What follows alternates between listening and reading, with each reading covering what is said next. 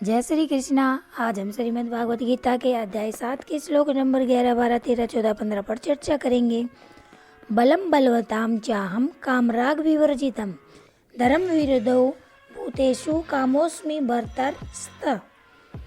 श्री कृष्ण अर्जुन से कहते हैं, अर्जुन मैं बलवानों का ऐसा बल हूँ जो कामना और आसक्ति से रहित है।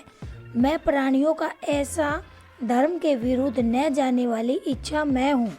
अर्थात श्री कृष्ण का स्वरूप ऐसा बल है जो निस्वार्थ और पवित्र है और उनकी उपस्थिति उन इच्छाओं में है जो धर्म के अनुरूप है। इस श्लोक की सीख है, जीवन में शक्ति और इच्छाओं का होना तभी सार्थक है जब वे धर्म और नैतिकता के अनुसार हों। ये चैव सात्विक का भाव राजसाता चाश्चर्य मत एवती तान्वितिन वहम तेसु तेमई। जो सात्विक, राजस और तामस भाव है वे खुद मुझसे ही उत्पन्न हुए हैं, किंतु वास्तव में मैं उनमें नहीं हूँ और वे भी मुझ में नहीं है। अर्थात सृष्टि के सभी गुण सात्विक यानी पवित्रता, रजस यानी सक्रियता और कामना, और तमस यानी अज्ञानता उन्हीं से उत्पन्न होते हैं, परंतु वे इन गुणों से अप्रभावित और अलग रहते हैं। यह तीन गुण सृष्टि का आधार है। यह ज्ञान व्यक्ति को यह समझाने में मदद करता है। त्रिभिर्गुणा भय भयवि सर्वम इदम जगत मोहितम नाभि जानती मामे भय परम व्ययम। तीनों गुणों से प्रभावित यह संसार श्री कृष्ण को इन गुणों से परे और अविनाशी नहीं पहचान पाता।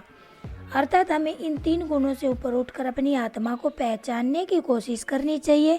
जब हम इस मोह से मुक्त होंगे तभी हम भगवान के वास्तविक स्वरूप को समझ सकते हैं। देवी है ऐसा गुण मीमम माया दूरतया मावे परधन्य मयम एतम तरंती ते। यह मेरी देवी है माया जो तीनों गुणों सत्व रजस तमस से बनी है। बहुत कठिनाई से पार की जा सकती है, लेकिन जो लोग मेरी शरण में आते हैं वे इस माया को आसानी से पार कर जाते हैं।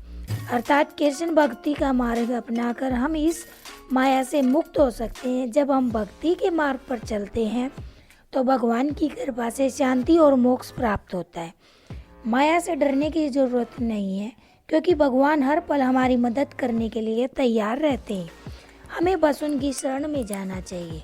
न माम दुष्कृतिनो मूढ़ा परपदन्ते नाराधमा मायया प्रहस्ता ज्ञाना आसुरम भावम आश्रिता। जो पाप करने वाले मूर्ख और मनुष्यों में सबसे नीच है वे मेरी शरण नहीं लेते। उनकी बुद्धि माया द्वारा हर ली गई है। वे असुरी स्वभाव के अपनाए हुए हैं। अर्थात जो लोग अपने कर्म और बुद्धि का उपयोग गलत कार्यों में करते हैं उनके जीवन का उद्देश्य केवल स्वार्थ सिद्धि और दूसरों को नुकसान पहुंचाना होता है। ये वे लोग हैं जिन्होंने मानव जन्म लेकर भी अपनी क्षमताओं को व्यर्थ कर दिया है। माया इन लोगों के ज्ञान को इस तरह से ढक देती कि वे सत्य और असत्य में फर्क नहीं कर पाते। अर्थात जब तक व्यक्ति अपने अंदर के दुष्कर्म, अज्ञानता और असुर स्वभाव को छोड़ता नहीं तब तक वह उनकी शरण में नहीं आ सकता। माया और असुरी भावनाएं व्यक्ति के सच्चे ज्ञान को ढक देती हैं, जिससे वह ईश्वर को पहचान नहीं पाता।